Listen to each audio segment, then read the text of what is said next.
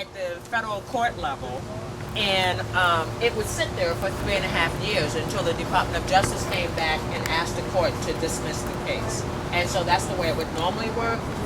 Judge Simon thought 3.5 years was too long to wait for a check-in, so he asked for an annual update at the federal court. The city attorneys have advised the city council to not allow the judge to do that, which means we are very close. How can the city council stop a federal judge from doing something? Well, so what the judge has said is he wants agreements from all parties that they would agree to come to the federal court once a year and provide an update, right? Yeah. And the DOJ said, yeah, we're fine with that. The AMA Coalition said, yeah, we're fine with that. The city said no. The PPA said no, right? The city, when asked the mayor, well, you know, what's the big deal? The mayor says, we do not want to give our authority over to a federal judge. When you ask why, it's not that the city can't make the judge do anything, but the judge doesn't want to actually make the city do anything either, right? If the judge just said, okay, over your objections, I'm going to have annual meetings, He must come. then the city could sue, the PPA could sue, we'd be tied up in court for another couple of years or so. So the judge didn't have to implement anything, but he just wanted to see what they were doing. That is correct. So for people that may not hear, the judge doesn't have any ability to change any word of the settlement agreement. The judge merely just wanted a progress report. He wanted an update. He Yearly update. A yearly And update. they wouldn't even agree to that. I'm sorry. No, I am talking about the Albina Ministerial Alliance Coalition for Justice and Police Reform, which is a coalition of faith-based, community-based, and individuals who came together after Aaron Campbell was shot and killed by Portland police for the second time to address the injustice. And that was when? I'm sorry. 'cause I And know we the came name. back together right after Aaron Campbell, so that was in 2010. So that was January of 2010 when Aaron Campbell was killed. And so we reconvened. We were together 11 years ago when Kendra James was shot and killed, another African-American woman shot and killed by Portland police. So we are a group that's come back together. How the hell big is Portland? Why does it keep killing people? Because we have poorly trained police officers and no system of accountability to hold them accountable. You may have just heard that Lieutenant Todd Wyatt, who was demoted because he keeps failing sexual harassment training and he keeps sexually harassing co-workers. He's a Portland police officer who was demoted because he just couldn't get a handle on stopping sexual harassment. Just this week, an arbitrator ruled that he gets his position back as captain because, yes, it was bad what he did, but he should have been suspended rather than being demoted because we don't have a system of holding Portland police officers accountable for behavior. You can't discipline him more severely than you've disciplined other people within the Portland Police Bureau.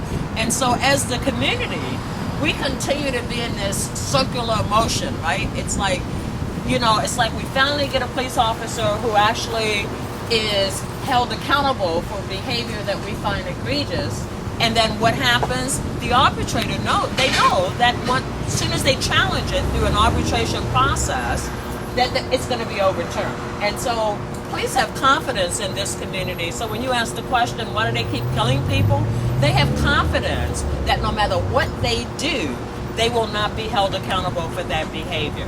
Even if it costs the taxpayers millions of dollars in payouts, even if it costs, you know, community lives, no matter what it costs to the community, there's no accountability in the police bureau. Their budget isn't impacted by them killing unarmed community members. Their promotions aren't impacted, except I think they get moved to the top of the promotion list once they've killed or injured people out in the community. So we have a culture of containment of certain community members, and then we have a culture of working to make people invisible at the bequest of other community members. And so we don't have a police force that actually sees themselves as a community partner in solving crime. This doesn't sound anything different from Dade County, Georgia.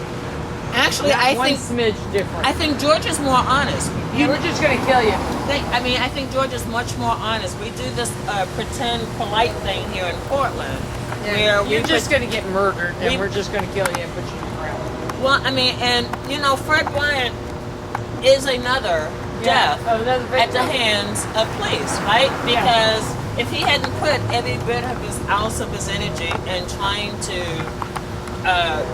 get justice for his son, he wouldn't have had a heart attack. He wouldn't have had all the health issues that he had. He would not have left us as soon as he did. And so today, I guess, our message is we're continuing to wait. So the settlement agreement, Judge Simon, on July 3rd, all the lawyers are supposed to have their response back to his request to have these annual meetings. So he wants those in writing before he releases his final action, what his decision will be on whether or not the settlement agreement will be accepted. And let me just say, whether or not the settlement agreement is accepted, if it's accepted, I think the city council will think they have fixed the place. They can wipe their hands, they'll say it's done. They will say to us, the public, give it a chance to work. We just got the settlement agreement, give it a chance. It's a 5-year process, give it a chance. But my fear with that, and Amanda Fritz is already articulating this, which is the settlement agreement is only about mental health. And it's simply not true. Because one of the things in the settlement agreement was a requirement of collecting data, demographic data on who is being stopped, for everybody who is stopped by the police. I believe if we were currently collecting that data, somebody would have found out sooner that we were arresting 9-year-olds when they're in their bathing suits at home, and would have put a stop to that. I mean, that's the reality and the mindset. I mean, can you imagine being that mom and they're saying to you, go take the bus to come and get your kid out of jail because we're taking her handcuffed. And what worries me about that is those two officers are both police officers at New Columbia, which means they are dealing with children every single day, right? And so if a 9-year-old that doesn't give you appropriate answers to your question is cause for you to make an arrest, what else is happening at New Columbia? And kids who don't have parents who are willing to fight the system, right? This mom, it took her a year before her story made it into the public eye. A whole year. But meanwhile, she'd gone to IPR, she'd gone to the police chief, she'd followed all the processes you're supposed to follow when you're seeking justice from the police. And those processes failed her. What happened to the de-escalation training? Very good question. And since the training oversight committee is closed to the public, you or I will never be able to see really what's inside that training facility. So that was the major point. That is, and one of the major pieces of the settlement agreement is retraining the police, right? And so you would think, and the AMA Coalition's been asking for this for years, you would think the best people to train community police officers are community members, right? We've been trying to get Chief Reese to have community members, just regular community members, right? Just go pick them off the street, come in and train side by side with Portland police officers, right? I can tell a Portland police officer best what the community norms are in my neighborhood, right? Not a police officer. Someone who lives in the neighborhood, who worships in the neighborhood, who shops in the neighborhood. I can tell you what's normal for my neighborhood, right? That's a tool that police should want to use. But we have a police chief that unless you are hand-selected and pre-approved by him or someone else in the police bureau, you can't be on his advisory committees. And so we have this process whereby we have so-called community advisory committees that have gone through background checks, are required to sign confidentiality agreements in order to be on the committee. So as a member of the public, how do we ever know whether the training changed, whether it changed for the better, whether or not police officers actually get it better, right? How do we know that if we don't have an opportunity to go in and provide input? And this current system, when you have an absent police commissioner, you have a police chief who thinks he knows best, he knows everything, trust him, he knows it all, and then you have a city council that's totally unwilling to actually read the information that comes in front of them. I spend way too much time at city council meetings reading out of the settlement agreement, because it's clear to me they haven't read it, or if they read it, they forgot what they read. And I'll give you a great example. A couple of weeks ago, I went to the city council because I saw on the city council agenda that the chief wanted a 3-year contract with Portland State University to conduct community surveys on the public perception of the police. And what he said on the request at the city council was, and I have to do this before the settlement agreement is filed, right?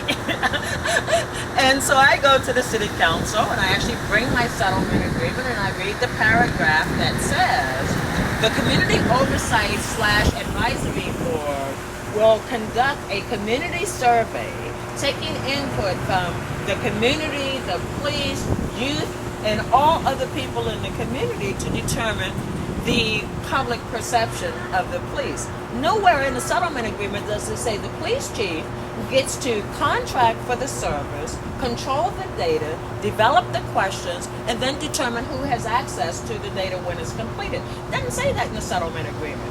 But had I not, as just a regular citizen, read the agenda, went to the city council and actually read the section out of the settlement agreement, this city council would have voted for it and nothing else would have been said, because they don't ask critical questions, they're not critical thinkers, and they just assume that if the chief brings it to them, it's the right thing to do.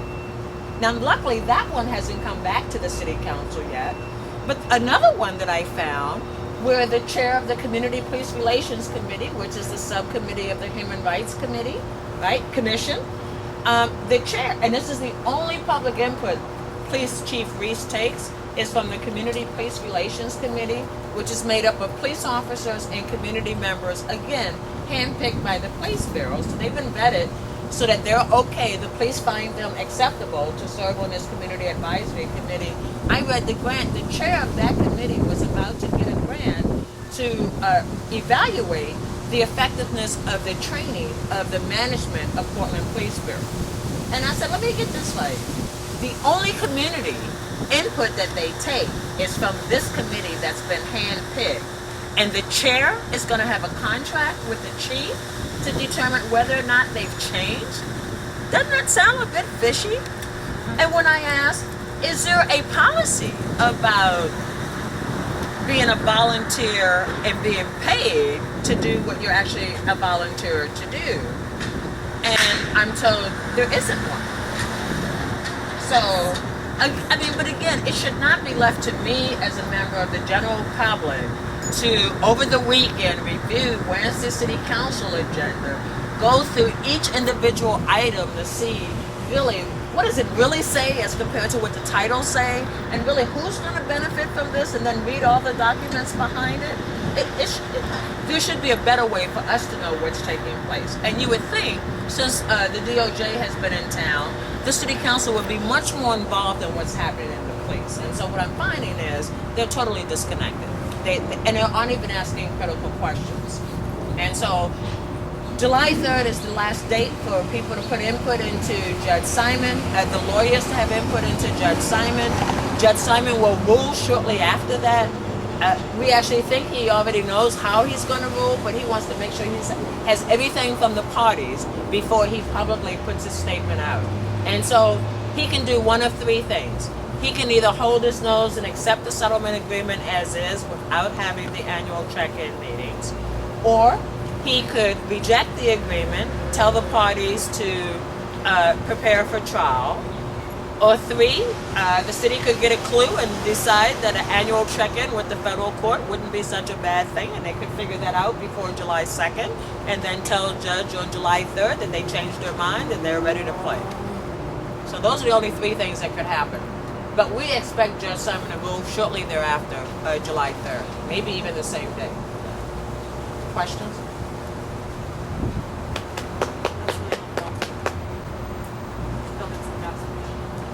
And it's just and it's again, my big concern is that if Judge Simon accepts the settlement agreement, that the city council will think they fixed the Portland Police, and that couldn't be further from the truth. And that's $5 million a year they get. That's $5 million a year they get to do whatever. $5 million additional dollars, and I've asked over the last 2 years, every time I've been in front of the city council or in front of the mayor, I've asked, so who's checking to even see that Reese is doing what he should be doing, right? He's hiring all these people. And then if you think about the people he hired, right? He hired Mary Beth from the state hospital, who was fired or asked to leave the state hospital job because she was abusive to patients and employees. If the state hospital decides that you're abusive, holy shit. But Chief Reese thought that she would be great to actually oversee the implementation of the settlement agreement. So she's one of the people that he hired. The first person in the behavioral health unit was the Multnomah County Sheriff that helped stomp James Chassie to death downtown street, on the street of the city of Portland downtown, right? And so from the outside, when you look at the kind of management decisions that the police chief is making, and the silence of the police commissioner, and the silence of the entire city council, when they all are responsible for the implementation of the settlement agreement, you know we've got problems, because they're just not. And then the final straw was when the mayor hired a police officer to be his liaison to the public from his office for the police. So that was kind of the final straw. You know the police commissioner is disconnected when he thinks the best community representative to work with the community and the police is a low-level police officer who has the ability over the next 4 years to go back anytime she wants to being a police officer within the next 4 years. And so let's just do a reality check, right?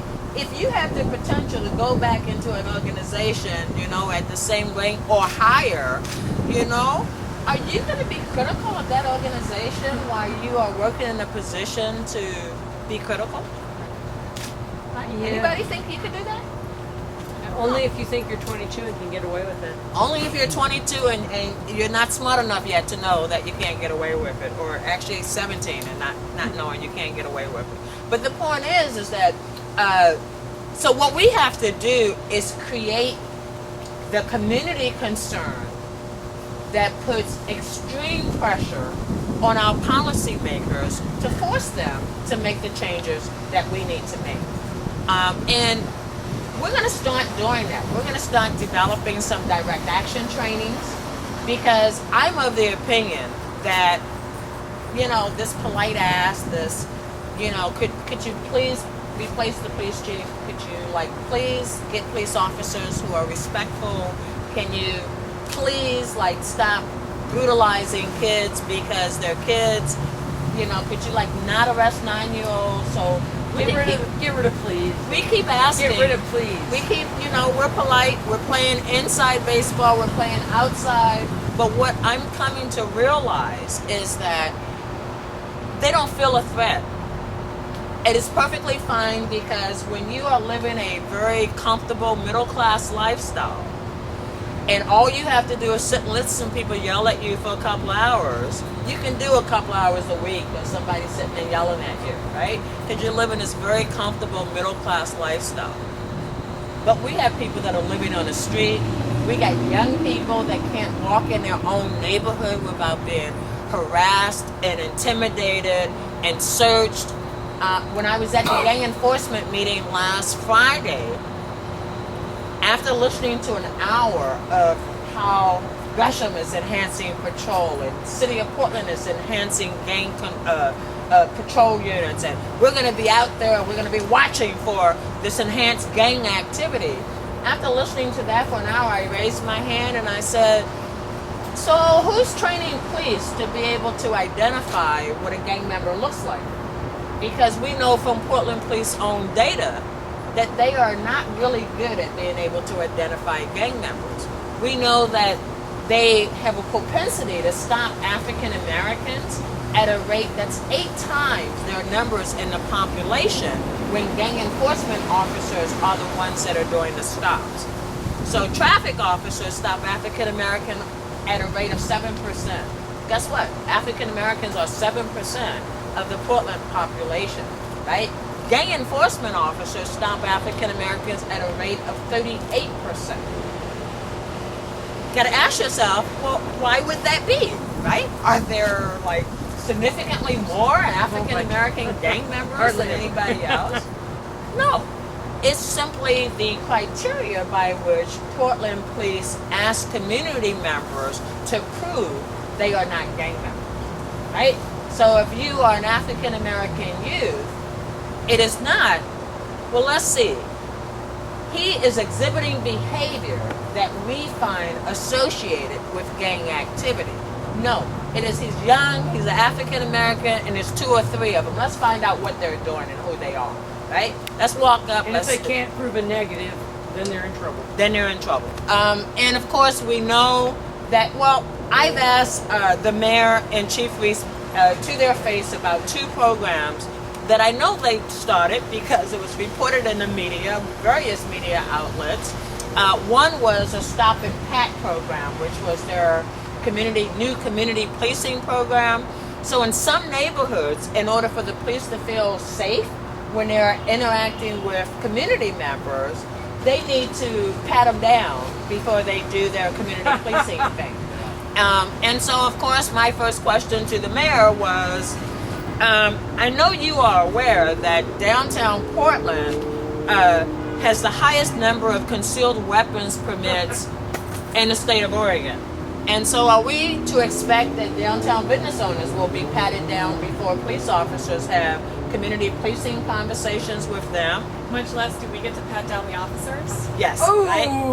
And so... So that we can feel safe interacting with them. Right. Well, I mean, this is the part that is such a good point, because I don't think they know what they look like when they approach a community member. Because even an old woman like me, when you see somebody with weapons down both arms, down both legs, and they walk up and they say to you, but so anyways, they walk up, that's intimidation, period, right? Regardless of whether you've ever broken a law at all, that is intimidation, right? And then And if it's you're implied violence. And it's Because of- implied because violence. Of the presence of weapons plus the power that the police hold. It's But- implied violence. So one of the things that they use, so I'm talking about these 2 programs. So that one was Stop and Frisk, PAT, right? It's a softer, gentler version of New York Stop and Frisk, right? But it's more of an officer-friendly version, It's right? different. It's totally different. So, and that's exactly what they said. Oh, it's nothing like New York. It's nothing like New York. Completely different phrases. No, there's a South African war redneck, brother. Ask you. Right. Pat They you asked down. you, right. I mean, it's.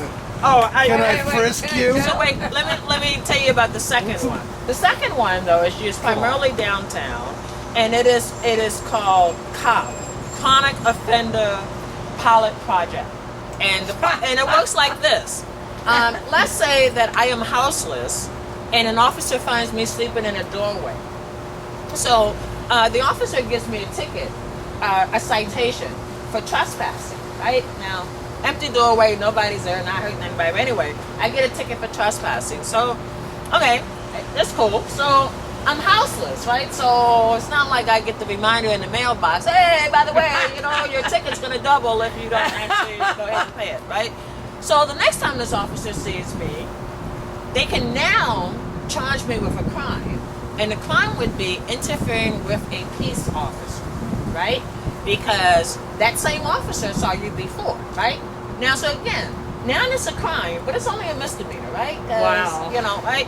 So, but again, right? I'm houseless, so the mail's not catching up with me to remind me that I need to go to a courthouse, stand in front of a judge, and talk about this interfering with a peace officer misdemeanor crime that I'm now charged with. And so, just for giggles, let's say didn't get the notice, had to go to court, lost a piece of paper that they gave me, and so now I missed my court date. Well, guess what? Now there's a warrant out for my arrest, right? And so now, when they see me, they can handcuff me, take me off to jail, and there I sit until I get in front of a judge again, right? What was my original crime? Well, my original crime was I was houseless and I was trying to catch a nap in a doorway. And so this program, I've asked the mayor directly to his face. So I understand that this is this new scheme you got going downtown, right? To just target houseless people. And his response was, our police are way too busy to be just picking on houseless people. We don't pick on houseless people. And so I heard it directly from the mayor's mouth. So clearly, all the houseless people I've talked to who told me about their belongings being taken and all the video that I've seen clearly is wrong. It's giving me a bad perspective of what's really going on. So again, we have a police commissioner that's disconnected with what's happening on the street, and he's disconnected because he doesn't want to be connected. If he wanted to know what was happening on the street, he would spend much more time actually out on the street talking to people in the city rather than talking to the police chief about what's going on in the city. And so that's a problem. And so those two, and I want to say those two programs were developed while the Department of Justice Civil Rights Division was paying attention, right? So supposedly they're in town, so supposedly Portland police are on good behavior because they're being watched, and they roll out these two new programs. And with the exception of Amanda Fritz saying how appalled she was by the cop program, not one peep from anybody on the city council. Where does this sound Dickinson? Yes, Dickinson. it does. So we have a lot of work to do, but I think I'm getting excited because I realize that the work that's coming up is going to be a lot of fun. Anything more interesting than please and thank you, that's for sure. Yes, You've it's going to unblocked be. some outlets. Yeah. I'm gonna. Disimpaction in medicine. Yes, and so there will be opportunities, right? And we're going to be setting up Know Your Rights trainings. We're going to be setting up direct action trainings, and so I know all of you.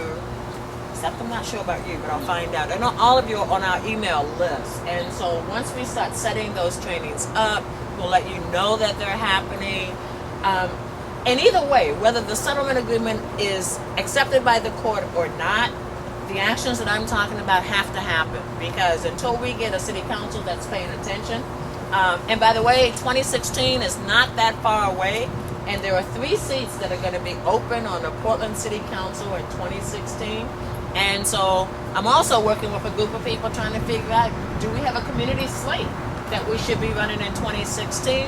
Because actually now's the time to be putting that slate together. Now's the time to be building that support, because we won't have the millions of dollars that the people that are sitting on the city council have now.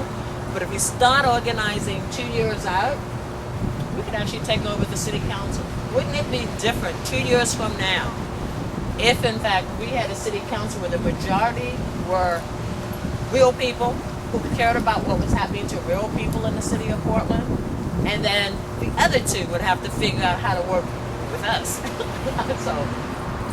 so there's more coming. Joe, any update, anything you want to say? I think the exciting part is the training of people in direct action. Mm-hmm. We really need to do that. The only thing the politicians really understand is money and fear. Yep. We have no money, Yep. but we do have fear. Yes. And their paranoia, you can see it where 2 or 3 people will protest in front of City Hall and they get very nervous. Can you imagine if 100 people walked into City Hall and stood and said, no, we're not going to sit down? It stood And there. then when they said, kept we're going to standing. arrest you, sit down and let them drag us out. What? They would freak. And they had And 50 then ready the to message come would behind be, them and 50 you behind better them. pay attention because you got a problem on your hands. Because we could do this every week. And we're on TV. I don't know if you all know that, but every council meeting is televised. Yep. And people see it over and over and over again. If you make a stand in that city council chambers, people that are watching it throughout Portland will get the word, and you could build an organization that could actually take control of the city council, as JoAnn said. There's 3 seats up. Amanda said she's not running. Joey Hales is up, who's very unpopular at the moment, and Steve Novick, who is super unpopular at the moment. He just decided that he got this great idea that it is a tax, but it's not a tax, it's called a fee. Everybody heard about that one, I think. That he wants to raise about $50 million a year, putting a fee on everybody. Churches, schools, everybody is going to pay this fee, and it's so convoluted Parking garages that they all backed off. It's all backed off until November. But next month, in July, they're going to force the disabled to start paying for parking downtown. A lot of those disabled people are disabled vets. They don't have a lot of money, and now they have to pay for parking. And if they live downtown, it's going to cost them about $200 a month to park their car. That's $2,000 a year. These guys cannot afford this. This is your city council in action. So we could really take over the city council in 2 years.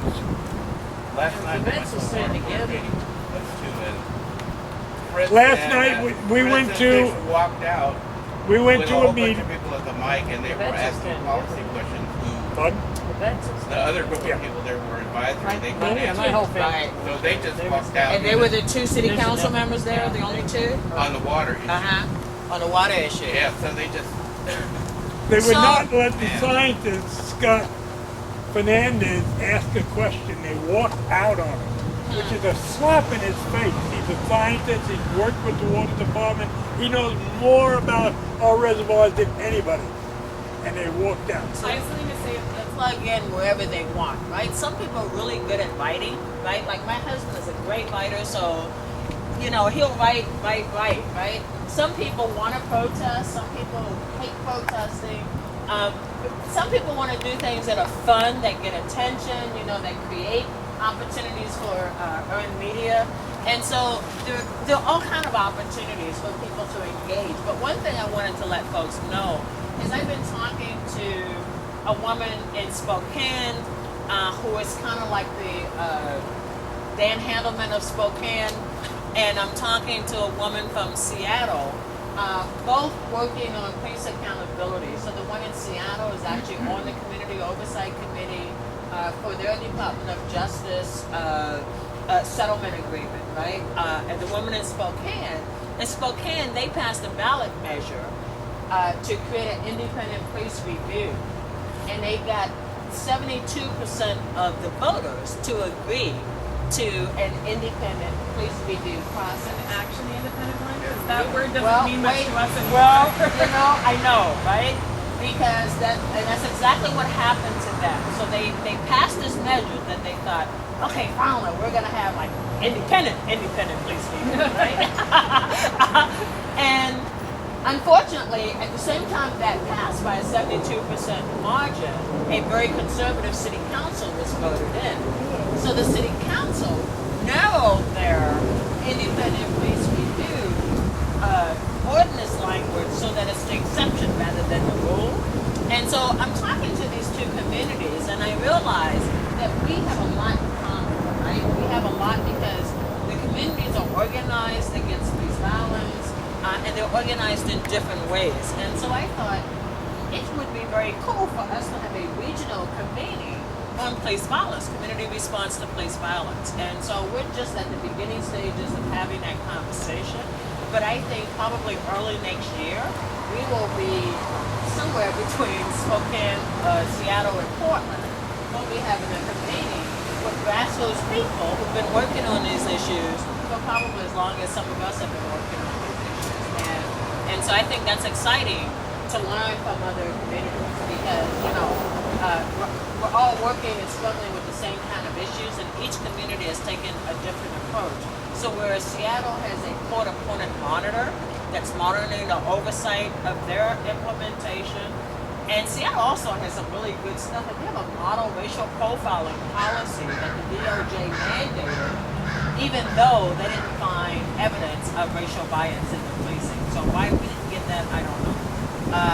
And then in Spokane, as I said, they went to citizen initiative on the ballot. They thought they had it all figured out. And then they got a bait and switch once their new city council got in, and they wrote the enabling legislation so narrowly that it just did just the opposite of what they wanted it to do. And so I think it would be good for us to actually share best practices and share what we've learned in the process, and hopefully we'll be on path by the time that happens, and we'll know what we're going to be doing here in Oregon for the next year or so. Other questions? So, the next step and what you're suggesting is that you're going to notify us when you're ready for us to do something. Yes, yes, yes.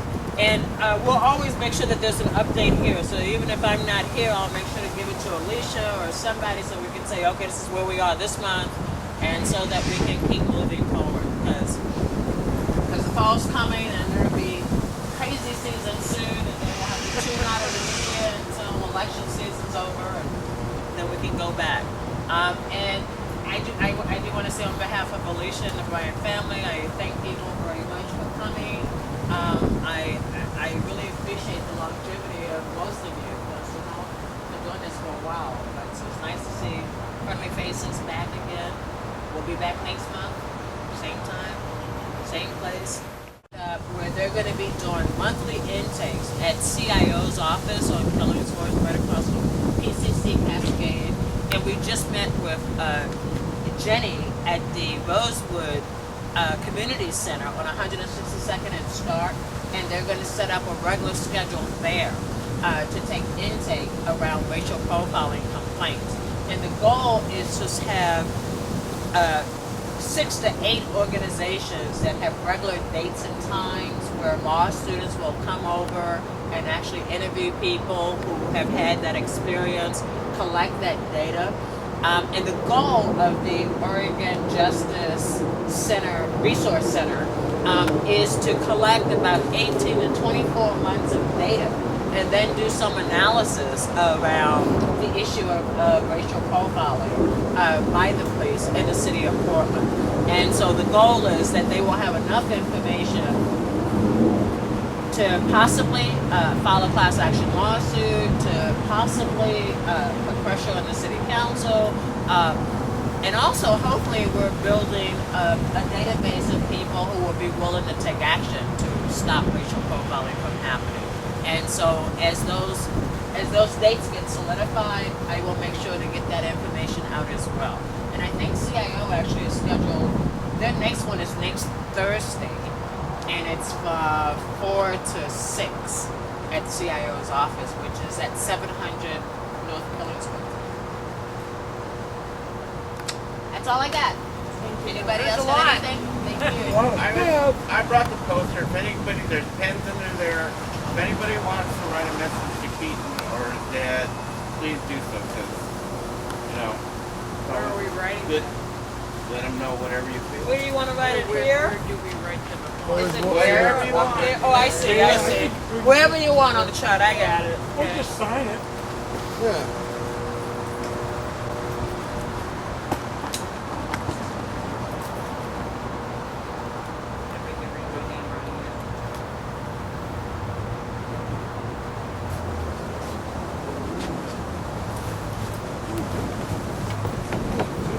Same here, except online. How are you?